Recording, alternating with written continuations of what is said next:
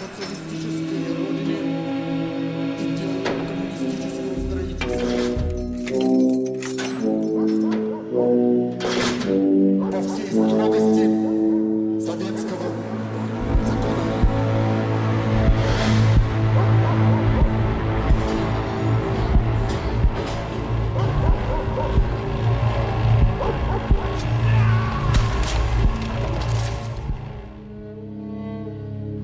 O'z safida milliy ziyolilar, hunarmand, dehqon, savdogarlar, islom ulamolari va ayrim davlat amaldorlarini birlashtirgan Yosh Xivaliklar partiyasiga 1914-yil avgust oyida asos solindi. Uning yetakchilaridan yirik ulamo, davlat va siyosat arbobi, ma'rifatparvar Bobo Oxun Salimov Xorazm jadid taraqqiyparvarlarining yorqin namoyandalaridan biri edi. Assalomu alaykum. Millatimiz fidoyilari ko'rsatuvi efirda.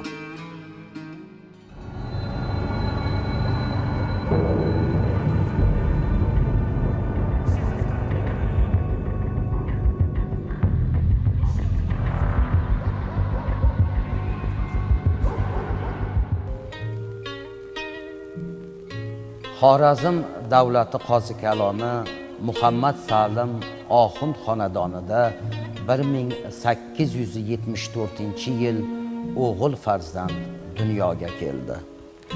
Muhammad Salim Oxund umr yo'ldoshi Soliyaxonga farzandining ismini ajdodlaridan birining nomi bilan Muhammad Karim deb atamoqchi ekanligini aytdi.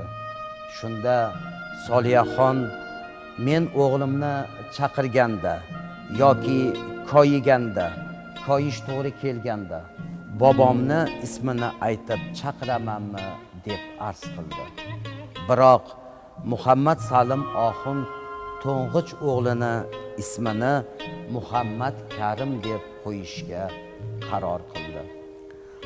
Oila davrasida ona o'g'lini buvamning ismi bilan chaqirmay deb Buoxun, ya'ni Bobo Oxun deb chaqira boshlashdi. Bora-bora nafaqat oiladagilar, balki qo'shnilar, qarindoshlar, kengqurlari ham Muhammad Karimni Bobo Oxun deb chaqirishdi. Shu tariqa Muhammad Karim o'z ismi bilan emas, kunyasi bilan tarixda qoldi.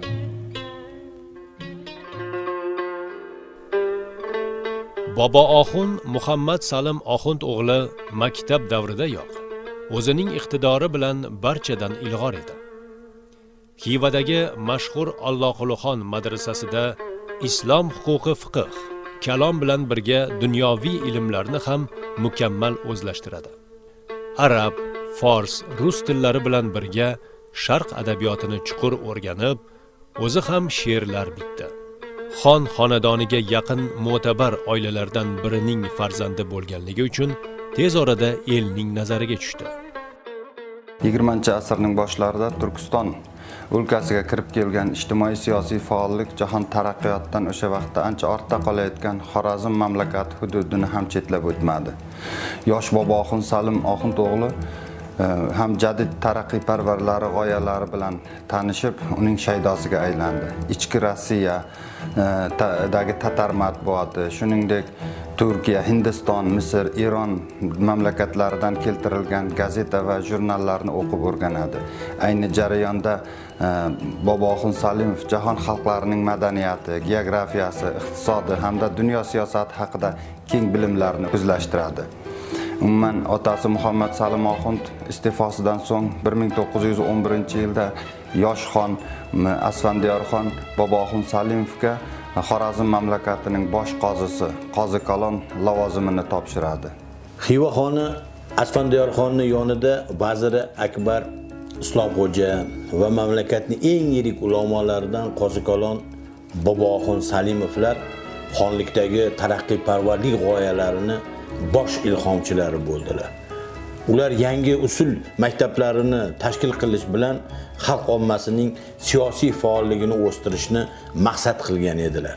Islomxo'ja xonlikka Kabir Abdurashidov, David Bakirov, Muxtor Bakirov kabi o'qituvchilarni keltirib, Xo'jayli, Xonqa, Gurlan kabi shaharlarda ham jadid maktablarini ochadi.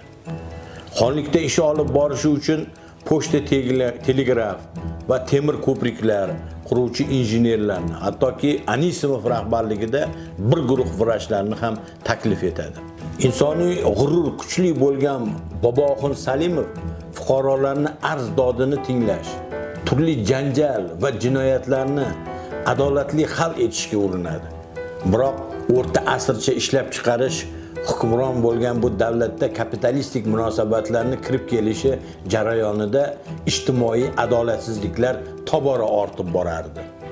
Ayniqsa Islomxo'ja shahid qilinganidan so'ng mustamlakachilarning haqsizliklari, o'z manfaatlarini yuqori ko'radigan saroyga yaqin boy va amaldorlarning nohaqliklari ortib boradi. Ular odil qo'ziqolonga nisbatan muttasil bo'xton va fitnalar uyushtirishadi.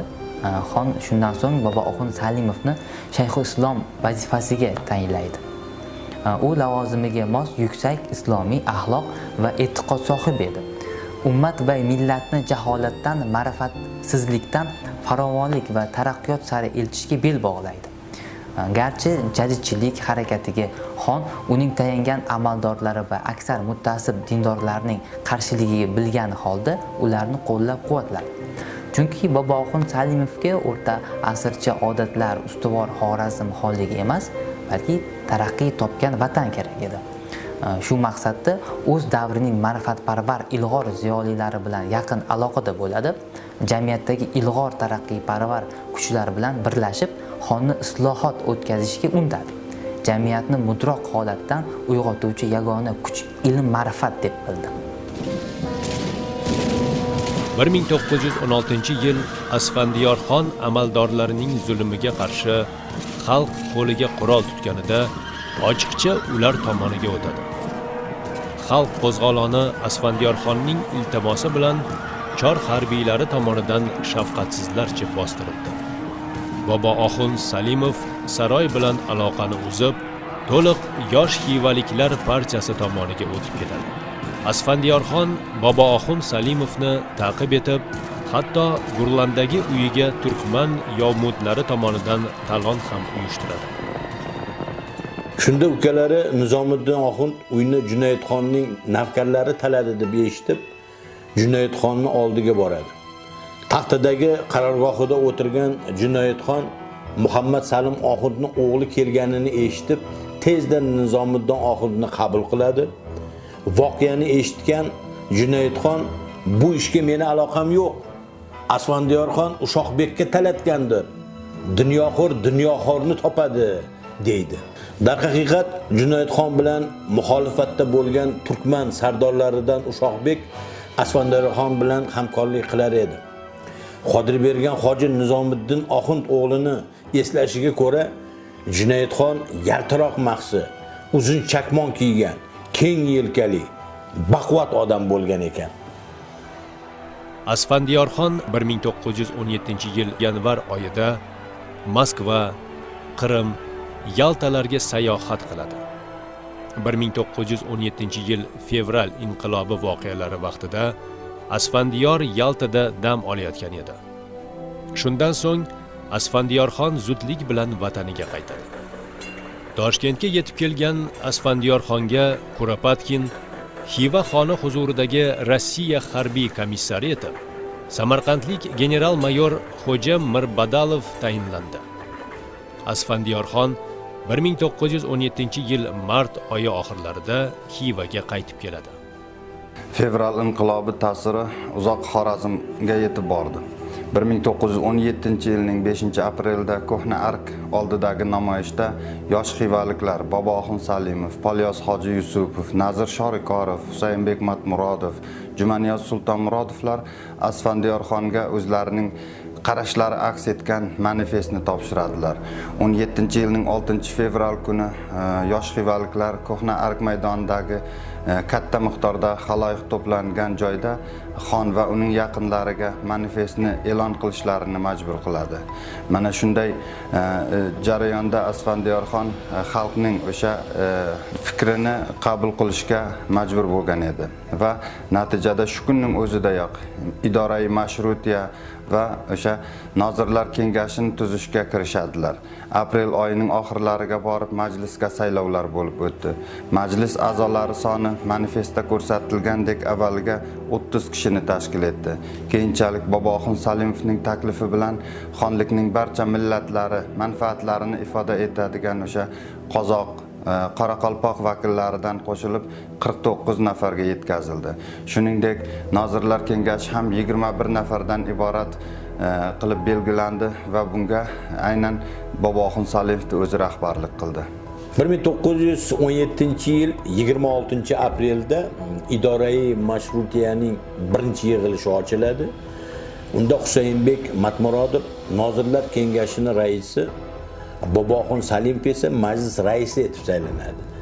Xon hokimiyatini cheklab, davlat boshqaruvini ma'lum darajada qo'lga olgan yosh xivaliklar o'z oldilariga yo'l va ko'priklar qurish, xonlikni butun hududida yangi usul maktablarini tashkil etuvchi qo'mita tuzish, suv taqsimotini isloh etish, majburiy ishlarni bekor qilish, davlat mablag'larini sarflanishi ustidan nazorat uchun Moliya vazirligini tashkil etish, kasalxonalar qurish va boshqa o'z davrining dolzarb vazifalarini hal etish maqsadida amaliy faoliyatga kirishadilar. Yosh xivaliklar hukumatining mamlakatning boshqarishdagi tajribasi yetishmadi va saylovlar o'tkazish, moliya sohalarida katta bir qiyinchiliklarga duch keldi. Muvaffaq hukumat yordam berish o'rniga Xiva xonligida o'zgarishlarni amalga oshirishni taqiqlab qo'yadi va aksincha Mirbadalovga yosh xivaliklar hukumatini xonlik boshqaruviga oid islohotlarni qattiq nazorat ostiga olishni topshiradi. Asfandiyorxon yosh xivaliklar hukumatini xalq orasida obro'sizlantirish uchun barcha ishni qilib ko'radi. Hatto turkman sardorlariga turli inomlar berib, shahar va qishloqlarga hujum qilishga undadi. Yosh xivaliklar hukumatida talonchilarga qarshi kurash uchun qurol yo'q edi. Hattoki rus qo'shinlari Mirbadalovning qo'li ostida edi. Yosh xivaliklar hukumatining Toshkentga qurol-yarog' so'rab qilgan murojaati ham natijasiz tugaydi. 1917-yil 23-mayda Asfandiyorxon Junaydxon bilan til biriktirib, idorai mashrutiyani tugatadi. Halokat xavf solgan yosh xivaliklarning ayrimlari Petro Aleksandrovsk, Toshkent, Chorjoy, Mari kabi shaharlarga qochib, jon saqlab qoladilar. 1917-yil iyun oyida xon tarafdori bo'lgan bir guruh dindorlar va amaldorlar paytdan foydalanib, ko'hna ark yaqinida yosh xivaliklar hukumatiga qarshi namoyish uyushtiradi va ularni dindan qaytganlar deb e'lon qiladi. Namoyish tamom bo'lgandan so'ng majlisning faol a'zolaridan 17 kishi bosh vazir Husaynbek Matmurodov bilan birga qamoqqa olinadi. 1917-yilning sentyabriga kelib Xivaga yetib kelgan Orenburg Kazaq qo'shinlarining qo'mondoni polkovnik Zaytsev ko'magida Asfandiyorxon endi o'sha demokratik islohotlarni butunlay chegaralashga muvaffaq bo'ldi. 1917-yilning 21-noyabrida Muhammad Rahim madrasasi binosida o'sha yosh xivaliklar butunlay yo'q qilish haqidagi hukm chiqarishga erishildi. Yosh xivaliklar To'rtko'lga qochadi. Harakat yetakchilari bo'lgan Polvonniyoz Hoji Yusupov va Nazir Sholikorovlar o'sha Toshkentga qarab yo'l soladi va 1917-yilning 30-dekabrida Asfandiyorxon tomonidan hibsga olingan do'stlarini ozod etishda yordam so'rab Turkiston Xalq komissarlar Sovetiga hamda Turkiston Markaziy ijroiya qo'mitasiga murojaat etadilar. Endi yosh xivaliklar ayni paytda Polvonniyoz Hoji Yusupov va Nozir Sholikorovlar 18-yilning 10-yanvarida Qo'qon shahriga yetib boradi va Turkiston muxtoriyati hukumatidan ham o'zlariga yordam berishlarini so'raydi. Muxtoriyat hukumati hibsdagi yosh xivaliklarni ozod etishi uchun Asfandiyorxon nomiga telegramma yo'llaydilar.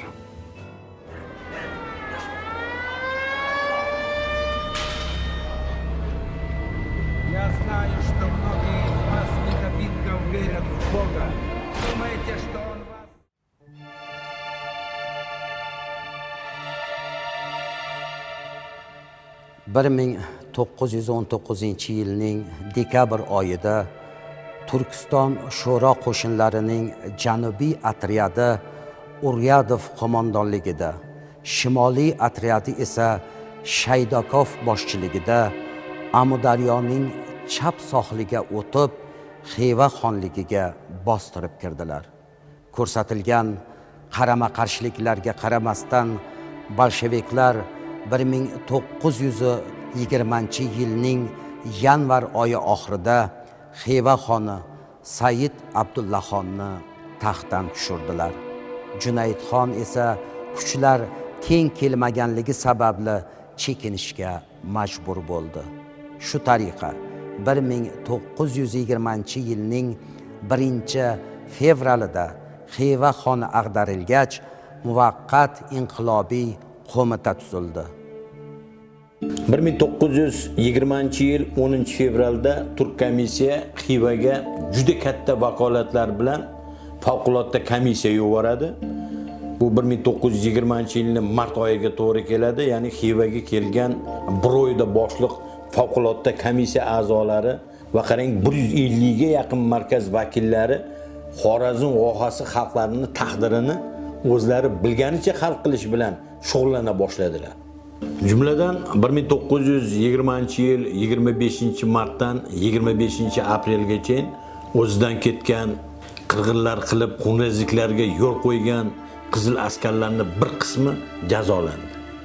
Va 1920-yil 9-aprelda tarkibi 10 kishidan bo'lgan 7 ta nozirlikdan iborat hukumat tuzildi. Bu muvaffaq aksil inqilobiy hukumat prezidiumi raisi Mulla Jumaniyoz Sultonmurodov bo'lib, uning mo'minlari Qovonniyoz hoji Yusuf bilan Boboxun Salimovlar edi. Adliya noziri Boboxun Salimov, xalq madaniyati va ma'rif noziri Mulla Bekjon Rahmon va xorijiya noziri Nazir Sholiqorovlar ish boshladi. 1920-yil 27-30 aprel kunlari o'tkazilgan butun Xorazm xalq vakillarining birinchi qurultoyida Xiva xonligi rasman tugatilib, vohada Sovetlar Respublikasi e'lon qilindi. Natijada 300 yillik xonlik poytaxti bo'lgan Xiva shahri Sovetlar hukumati qarorgohiga aylandi. 1920-yil 1-maydan amalda Polvonniyoz hoji Yusupovning yosh xivaliklar hukumati ish boshladi. 1920-yilning yozi boshlarida Xorazm Xalq Jumhuriyatida muvaqqat hukumati tomonidan Boboxun Salimov rahbarligidagi delegatsiya turkman vakillari va tarjimon bo'lgan Jumaniyoz Alloqulov ishtirokidagi hay'at Xorazm Respublikasining davlatchilik loyihasini muhokama qilish uchun RSFSR, Rossiya Federativ Respublikasi va Xorazm Xalq Jumhuriyati o'rtasida shartnomani imzolash uchun Moskvaga yuboriladi. Mazkur guruhning boshidan kechirgan voqealarining hammasi ipidan ignasigacha Boboxun Salimov tomonidan kundalik daftarga yozib borilgan va bugungi kunda bu juda muhim bir hujjat hisoblanadi.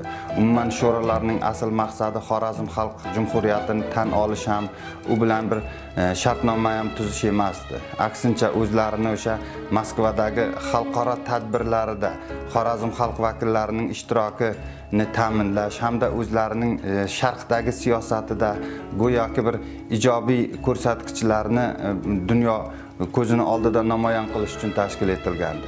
Ayni paytda Qizil armiya Buxoro amirligi hududiga fath etish uchun tayyorlanayotgan edi. Mana shunday bir sharoitda Boboxun Salimov ularning asl maqsadini payqaydi va ularning maqsadga erishmasligi uchun hamma chorani ko'rishga harakat qiladi. Dastlab Lenin, Checherin kabi bolsheviklar rahbarlari bu cho'pon kiygan osiyolikni mensimaydilar. Biroq dunyo diplomatiyasini avragan Checherin o'nga yaqin tilni biluvchi o'tkir aql va bilim sohibi Boboxun Salimovga so'zini o'tkaza olmadi. U o'zining yuridik bilimlari bilan Leninday asli yurist, dunyo miqyosidagi siyosatchini ham lol qoldirgan edi. Muzokaralarda Boboxun Salimov bolshevik dohiylariga hech qanday imkon qoldirmadi va Xorazmning bir qarish yerini ham Sovet Rossiyasiga bermadi. Lenin bunday xavfli osiyolikni yo'q qilish kerakligi haqida maxfiy topshiriqlarni berib ulgurgan edi.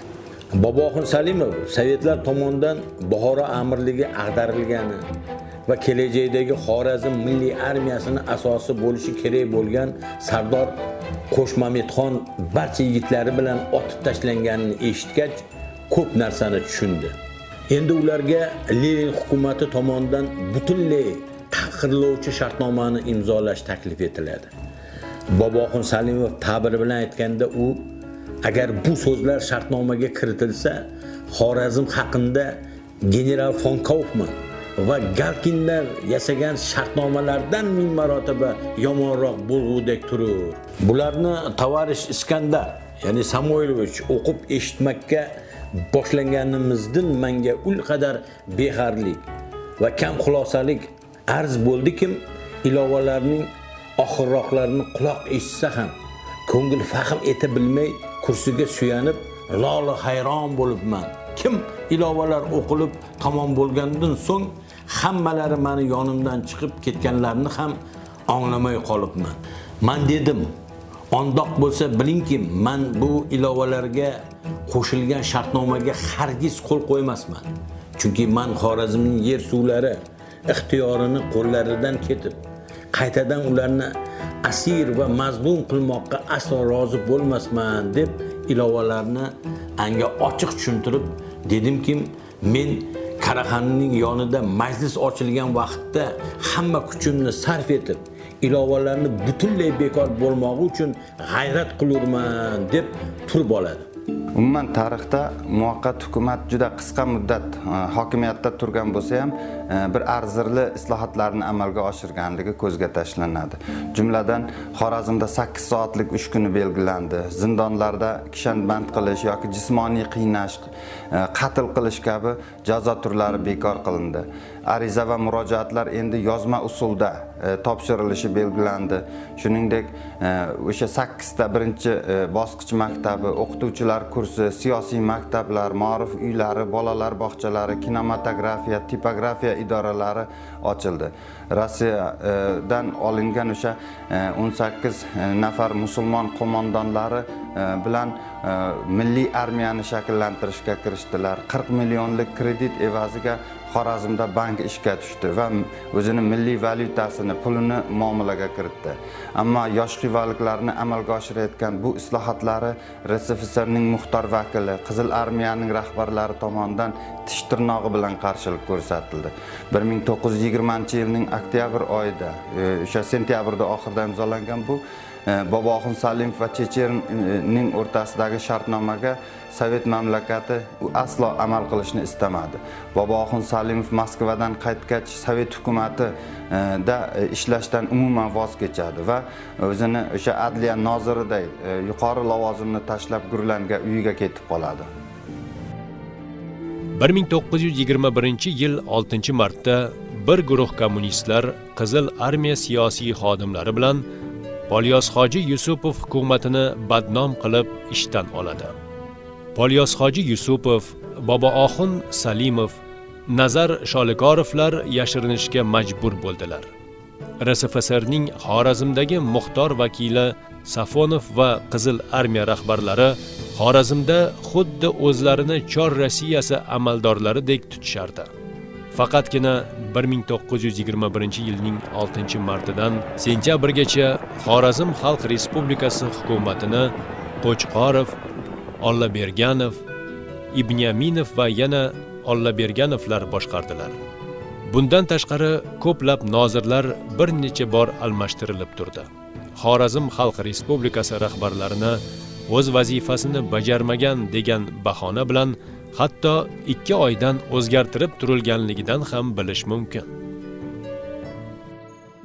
1921-yilning sentyabrida Xorazm Xalq Respublikasi Markaziy ijroiy komiteti raisi qilib Otamahsum Oxund Muhammad Rahimovni qo'yilishi bu Xorazm Xalq Respublikasi faoliyatida juda katta o'zgarish yasadi.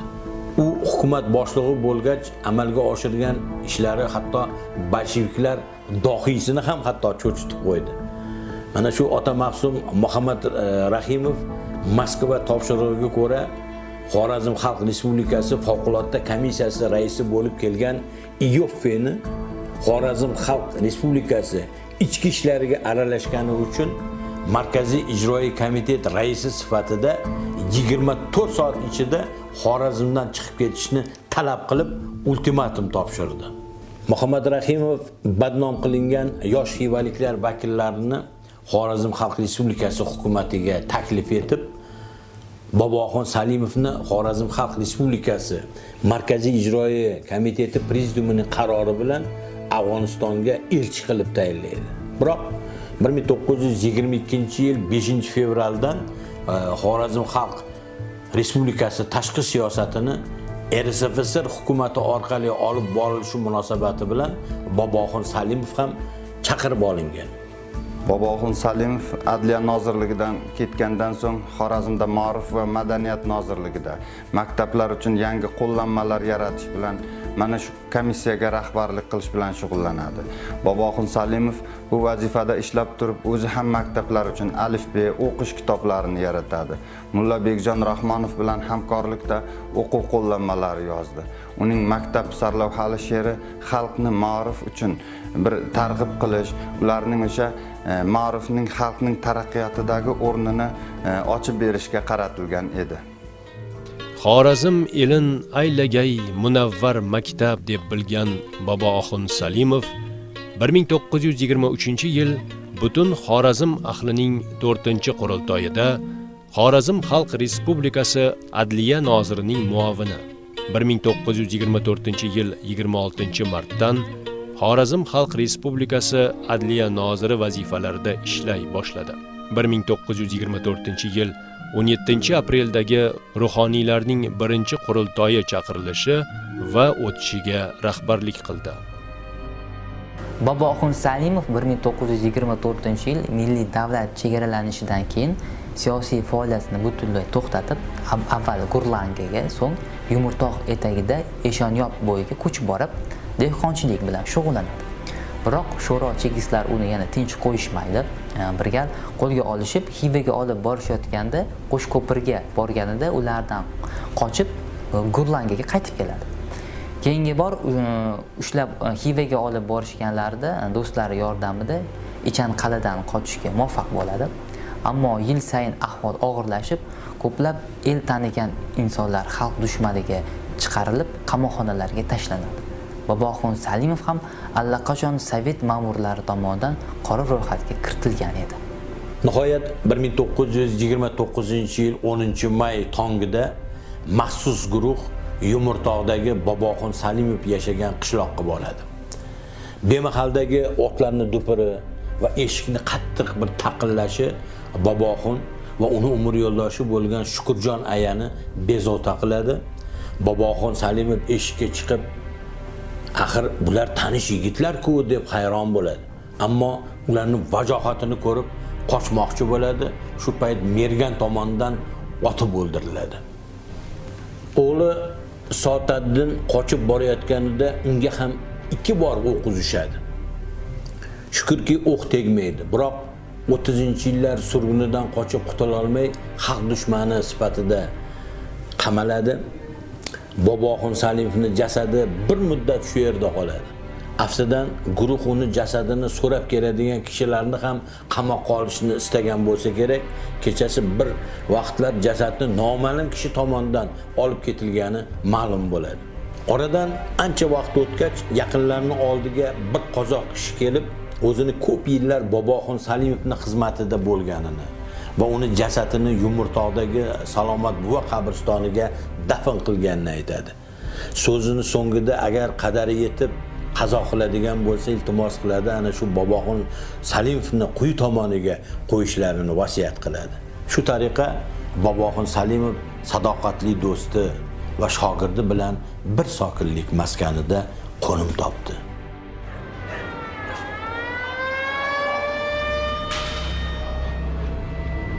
Я знаю, что многие из вас недобитков верят в Бога. Думаете, что Он вас... Otam Babacan Çelebi, şunun oğlu olaman. Tarih hakkında özünü görmezemem, köp narsalarni eshitganman.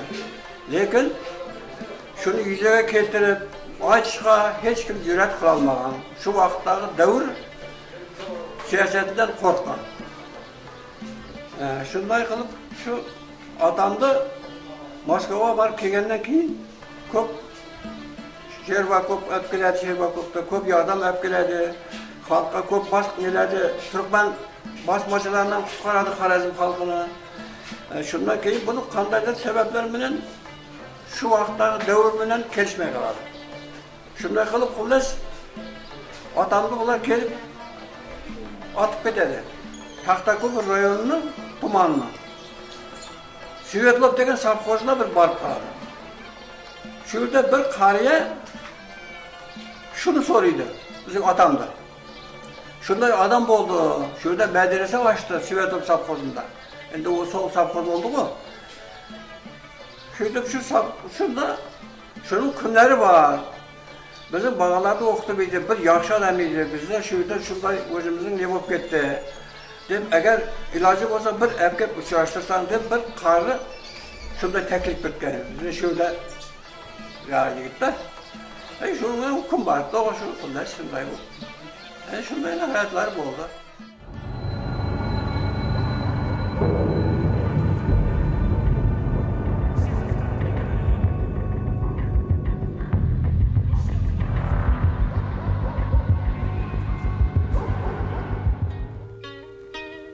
Boboxon Salimovdan Yoqutjon, Hadiyaxon, Soatadin, Abdulla, Hamid, Shukurullo ismli farzandlar, eng asosiysi yaxshi nom qoldi.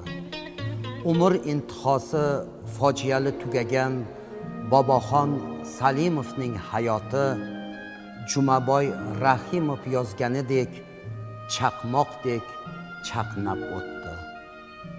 Haq va haqiqat uchun kurashdi.